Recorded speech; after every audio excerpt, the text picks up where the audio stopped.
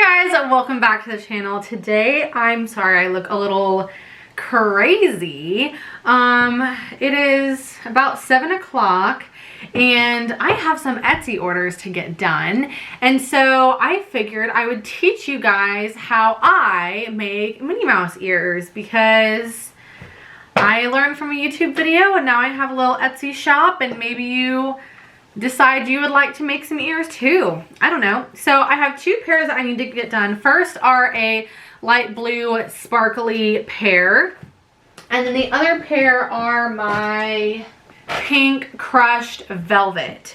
So I'm going to film one shot of me talking you guys through it and making them, and then I'm also going to film an overhead shot to kind of overlay with it. So when you see me bouncing between the two pairs, that's why. So I'm going to kind of tilt you guys down a little bit where you can still see my face, but maybe you can see my hands a little bit. Is that good?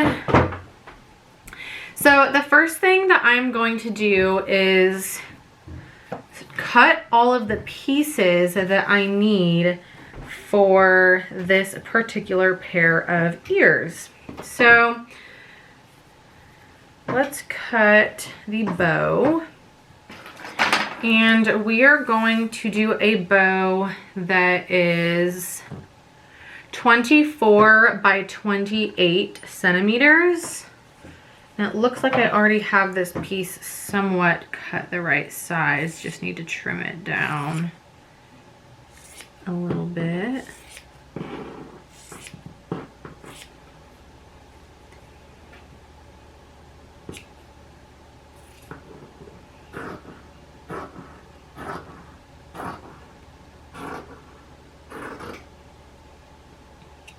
Okay, so we've got a piece that is approximately 24 by 28 centimeters.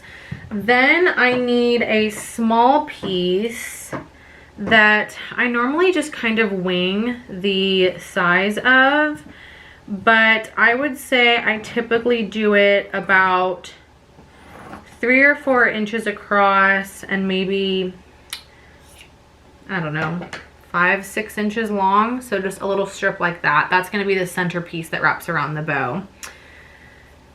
Then we need the headband piece. So I normally, there's actually like templates online that will like show you how to cut like the exact dimensions to cover a 1-inch headband. Excuse me. Ugh, I'm tired, y'all. But I normally just approximate it. So I leave a little bit off the edge and then I roll the headband all the way across, leave a little off the edge on the other side. And I cut it about 2 to 3 inches wide.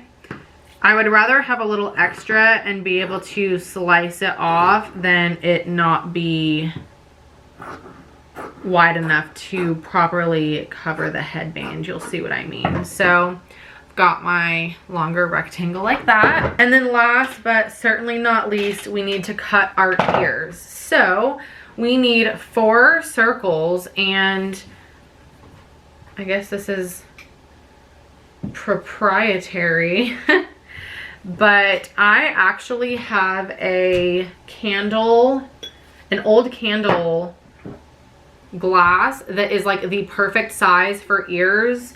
So just to give you an idea, it is about 10.5 centimeters, 10.8 centimeters in diameter. So that's the size that I use, but this is actually my template for ears. So I just take a pen, depending on the fabric, sometimes I'll use a Sharpie or a pen. Obviously you can use a fabric marker. And I'm just going to go ahead and make 4 circles and leave a decent amount of space in between them, just in case I mess up any of my sewing. I have plenty of extra room.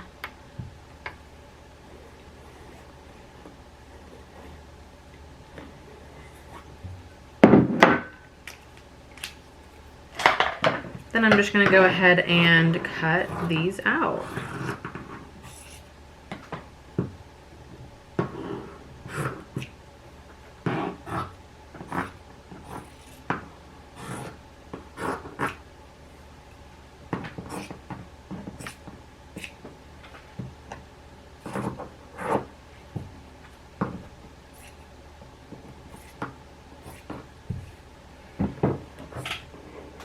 Okay, so I've got 4 pieces that have my circle on them.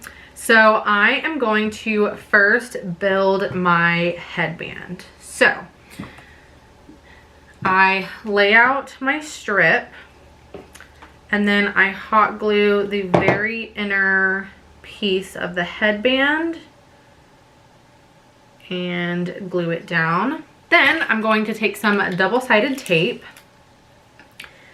and put it along like most of the headband.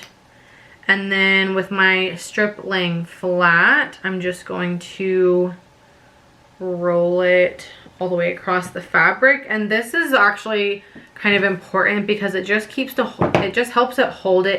helps it stay in place whenever you're wrapping the headband instead of it sliding around and getting uneven.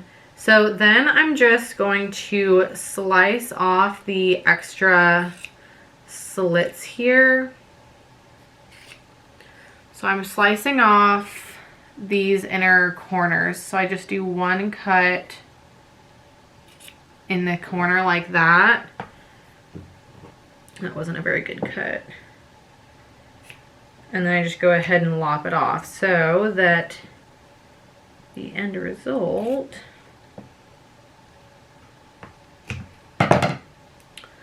looks like that. Then, after discarding my scraps, I just eyeball this part, so it just takes a little bit of practice, to be honest. I would recommend getting a 1-inch headband cover template online or making your own. But I just do it where it's like between 1/3 and 1/2 inch away from the edge of the headband.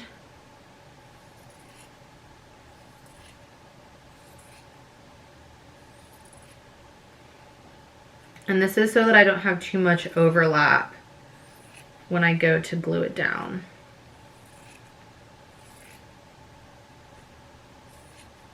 Make sure you have some good fabric scissors because having good fabric scissors can seriously make all the difference in the world. Toss your scraps. Then we're gonna go ahead and start hot gluing. So starting from the bottom, now we're here. Starting from the bottom, I'm just gently putting a line up the interior of the headband and then folding it in on itself.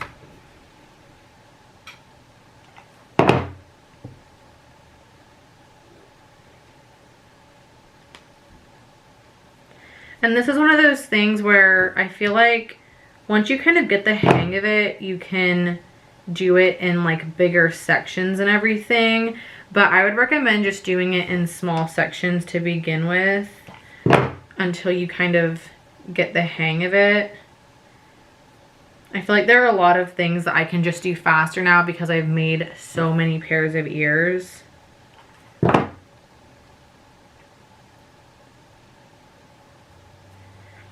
And then you can see we have like a little bit of extra that's like not glued down, down like right here. We're gonna go ahead and slice that off once we're finished laying all of it down. So, like I said, I mean, if I was smart, I would just make a 1-inch headband template. And I actually have tried to do that a couple times, but for whatever reason,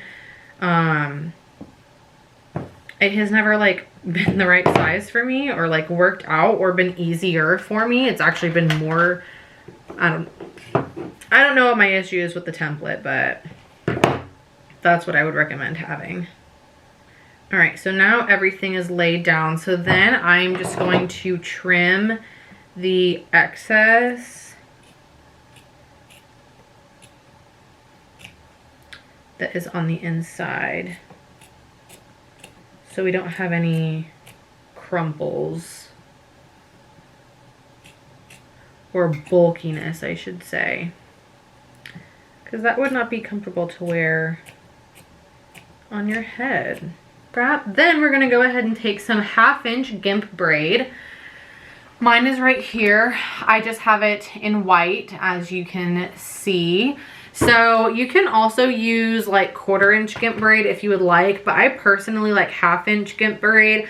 I think that it holds better in your hair, and I think that it honestly covers mistakes better in the lining that you've just done with your fabric. So the first thing that I do is I go ahead and fold the gimp braid in on itself, and then I glue it down so that we have a good even edge that won't fray. So as you can see, I've folded it in and glued it down. And the other part too is that you want, so I don't know how to explain this. There's like the flat part of the gimp braid and the raised part of the gimp braid. You want to attach the raised part of the gimp braid to the headband. So that the flat part is the part that's sitting on your head so that it's not uncomfortable, but it just helps to kind of grip it in your hair a little bit better and prevent it from sliding around. And it also provides like a much nicer kind of finished look. So going ahead and laying the gimp braid down in there. Same thing, we are just going to hot glue it and go section by section. Do small sections in the beginning while you kind of get used to it, and then you can build up to kind of doing it in longer sections. This is such a good video for me to be filming because I'm getting a video out to you guys that has good, useful information, but at the same time, I'm getting Etsy orders done. So killing 2 birds with 1 stone today.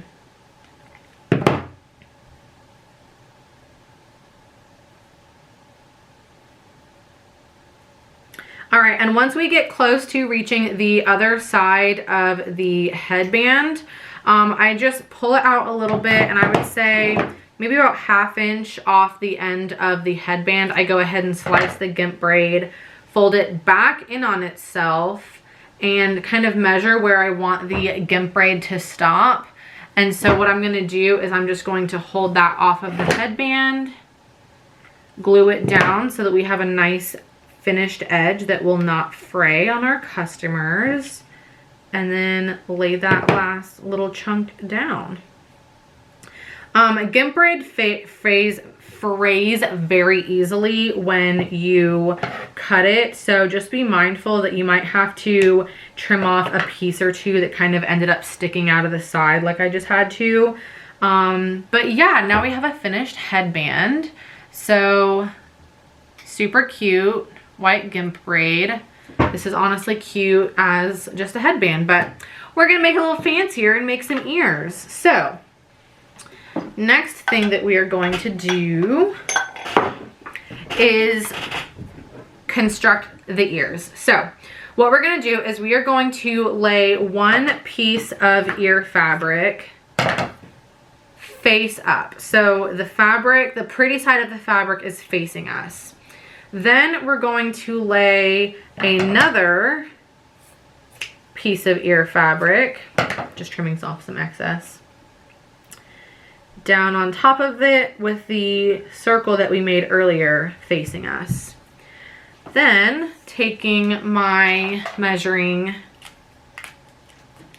tape, we are going to lay down the front of the tape on one end of the circle, and on the other end of the circle at 6 centimeters, we're going to make a line. And this line is going to tell us when to start and when to stop sewing. Once we have that, I'm taking my handy dandy mending machine. This thing is amazing for making ears because you do not need a big fancy schmancy machine to make ears. This thing costs $30. It's super easy to thread, super easy to wind the bobbin. obviously is super easy to move out of the way, take to travel with me, all of those good things. So really couldn't recommend this product enough, especially if you just want to make ears at home for cheap and you don't want to buy a $300, $500, $1,000 sewing machine. 30 bucks and you're good to go. So we're just going to go ahead and sew this circle all the way around.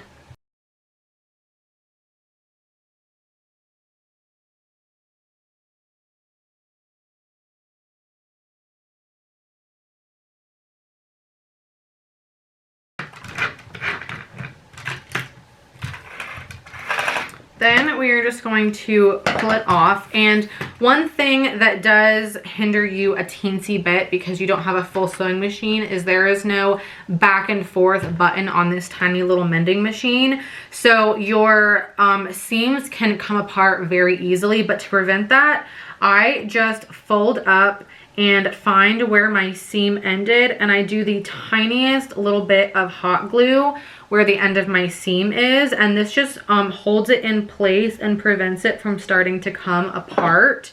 And yeah, that's just an easy way to prevent your seams from starting to split when you don't have a machine that has a back and forth feature. You could hypothetically, you know, take it out of the sewing machine, cut the threads, spin it around, stitch it the back way. But that's a lot of work, and we're trying to make these nicely but quickly, and the hot glue gun works just perfectly.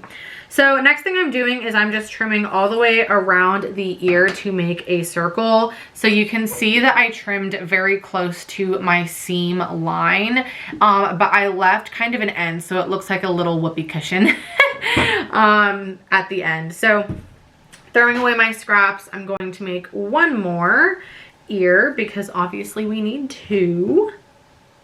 Awesome. Next step, we are going to flip these guys inside out. If you have a lighter color fabric and your thread doesn't match, good idea to go ahead and trim all of these extra thread pieces down, but you can't see this thread through this fabric, so I'm not going to worry about it. But just going to flip these inside out. I normally take my finger and I run it in the perimeter of the seam to just make sure I get it fully pulled all the way out. So we're going to do that twice.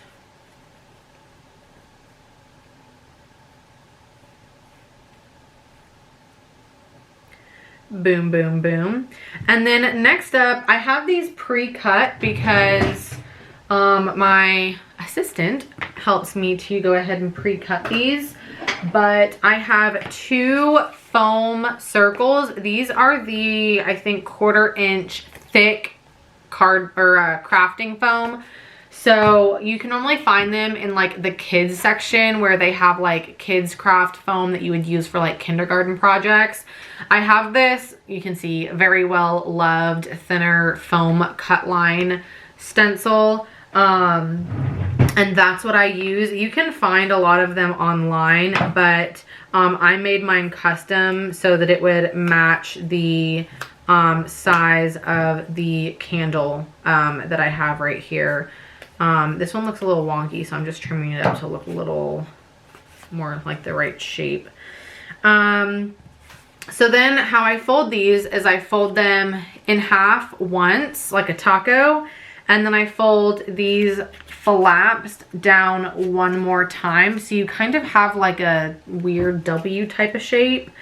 And then we're gonna go ahead, and this is easy because this is super stretchy fabric, but we're gonna go ahead and stick that inside and then kind of re-flatten it out. And then I just try and make sure that the corners line up with the ends of my seams down at the bottom.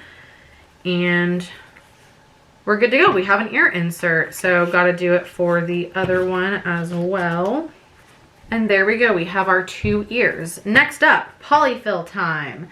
So you will need some craft polyfill here.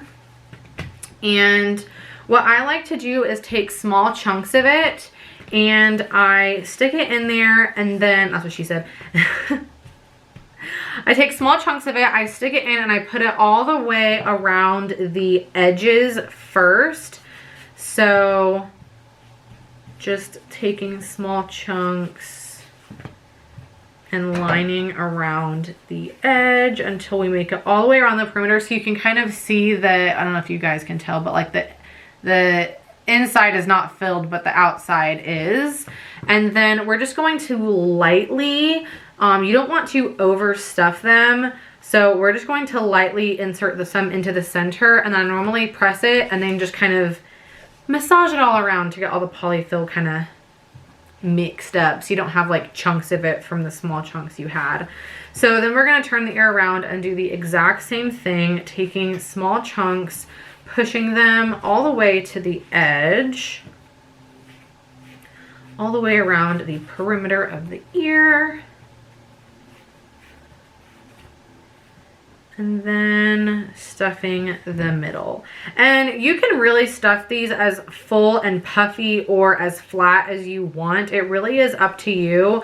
I just kind of do it by feel, and once I feel like it's even on both sides, I do it. So now we have a finished stuffed ear. And now we're going to do it for the other side. Next thing we're gonna do is I fold down both sides of the ear where the leftover whoopee cushion fabric is, and I move the foam or the polyfill kind of out of the way so that I can see the foam batting very easily. And then I just lay some hot glue down there, and I go ahead and fold the excess in and hold it down so that it kind of glues to the foam. One thing to keep in mind is if you were doing a fabric like a white cotton that is see-through, instead of folding it, I normally push it down and then I trim off the excess. Otherwise you will see the other fabric through the ear, if that makes sense. But this is opaque enough to where that's not an issue.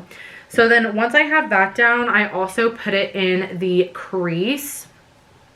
Not really on top because I don't want glue to come out the other side, but I do it kind of further back, and then I push the glue with the fabric. And then last thing we're gonna do is go ahead and very tightly trim off every little bit of excess right here. And now we have a completed ear. Yay! Let's go ahead and glue down this one as well. Now we have our complete ears. Yay! All right, next let's make our bow, and then we will be able to complete these ears. So we're going to lay it down and we're going to fold it inwards on itself, hot dog length. So the 28 centimeter length needs to go down first. And I don't cut these perfectly straight. I just cut them eyeball and fold them in. So once I've got it where like the fabric is meeting pretty much halfway, so once I've got them folded halfway meeting each other, I will fold one side back on itself and then lay down glue close to the halfway mark, and then it's super easy because all I have to do is fold it right back and press it down. And then we're going to go ahead and do the same for the other side. Perfect. Then on the edges, we're just going to go ahead and flip it up and lay all those edges down. That got a little messy. Whoops. Same for the other side. Glue down the edges. Perfect. Then we're going to fold this bad boy in on itself. And I typically just like eyeball the center, which if you're not good at eyeballing, don't do it. Some days I'm better at it than other days. And then same thing, I just fold back one, lay down the glue where it was, and put it back. And then lay down the glue and fold the other side back. Next we're going to make the centerpiece of the bow. So I'm just taking my small strip of fabric and I'm just going to throw down a line of glue. And you can really make this as thin or as thick as you want. I recommend making it at least a 1/2 inch to 1 inch thick, just so that it's covering the crease where your bow meets on over here well enough. So I'm just folding this in, and then once I've got it glued down, I'm just gonna go ahead and slice off all of the excess that I didn't need. And it's okay, this is going to be a little bit longer than we need it to be, but I like having extra so that I'm not having trouble wrapping it properly and holding on to it and burning myself on the hot glue. Wow, this is definitely not even. See, I told you guys, some days I'm better at eyeballing it than others. I feel like it's definitely disproportionate, but it's okay because that's why we have the thing to cover it up and make it look like it's even. Okay, so then I like to, depending on the fabric, lay down a little bit of hot glue and go ahead and start my zigzag. So we're just going to be doing a zigzag fold on this guy.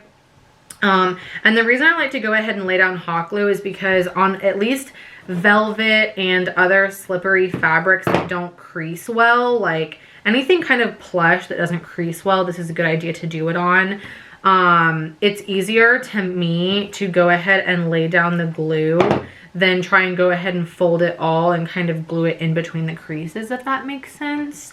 I'll do it the other way that I do it with the light blue fabric, just so you guys can see what I'm talking about.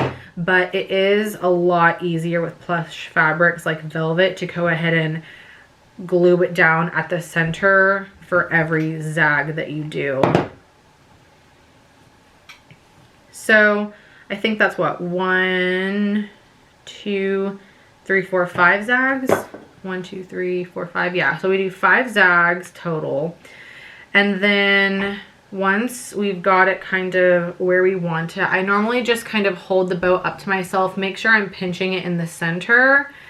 And then we're going to go ahead and lay down a line of glue and put our centerpiece right there. Got a little bit of excess glue, so I'm just going to wipe that off with my finger. So we're going to wrap it all the way around and then put one more line of glue across and down just to really hold it in place. And now this is what I was talking about where I'm saying I still burnt myself, but it's nice to have a bunch of extra to kind of hold it tight with, versus if it was just here, if it was cut here, you would have a lot of trouble kind of keeping your grip on it to hold it down while it's drying in the glue. I don't know if that made sense, but I hope you got the gist of what I meant. Then we're just going to go ahead and very tightly across the bottom cut off the excess. So you can see there I now have the bottom of the bow, and then once we look at it, it's nice and pretty. So now it's time to construct our headbands. So my headbands are like 38 and a little bit centimeters. So I typically do my marks with a Sharpie, so it's very obvious where it is. And I do it 19 inches, 19.1, not inches, centimeters. Like literally hold it real tight on there, and then I just do it one little notch past the 19. And I put my first dot, as you can see, kind of towards the front of the headband. Then measuring from that spot, we are going to measure 4 centimeters to the right and make a mark, and 4 centimeters to the left and make a mark. And you'll see, because you want room for your bow to sit comfortably, this center dot is where my bow is going to go. And then on the opposite side of the headband from here that's where my ear is going to go. So I have both of my ear dots on the back of the headband and then my bow on the front. So then we're just going to lay down a very thin line of glue so that we don't get any gloopiness. And we're going to lay the corner on that back ear mark. And just holding it very tightly while it dries, catching any excess that you see while it's still a little bit wet so it just comes right off. And then we're going to do the exact same thing on the other side. There's a little bit of excess I can trim here.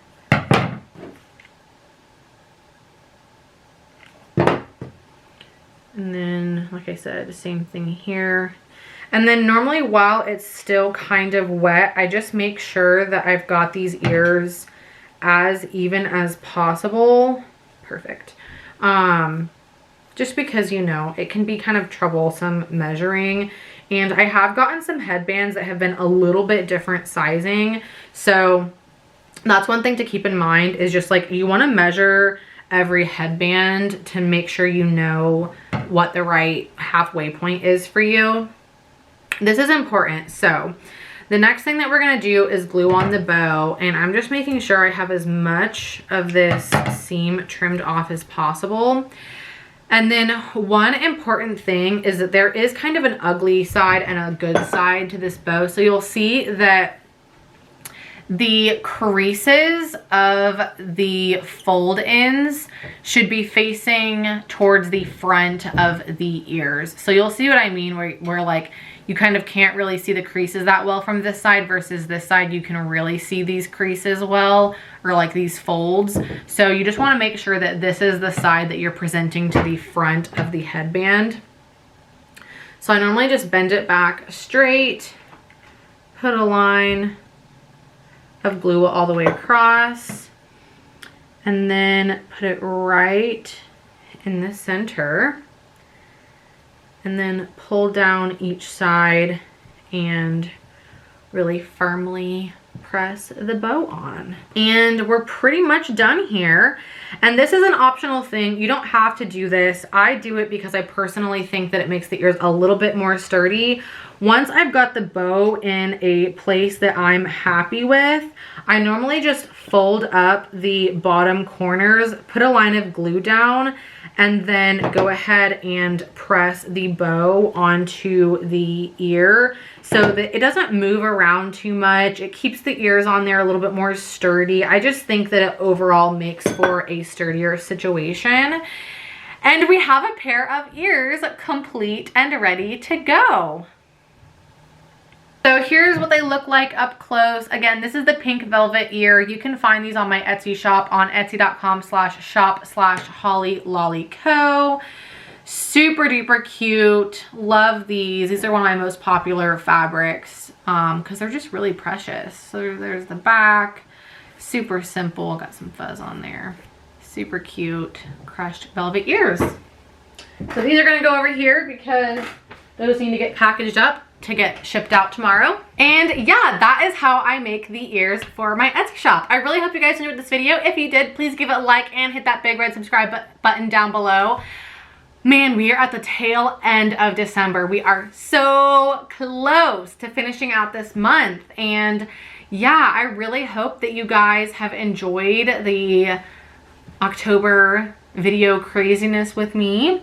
Let me know, comment below, have you made ears before? And if you have, I would love to know what type of ears you made, like what was the inspiration behind them, what kind of fabric you used, all that sort of fun stuff. So, yeah, I hope you guys have a good one. I hope you enjoyed this video. I hope you have a great rest of your day, and I'll see you in the next one. Bye.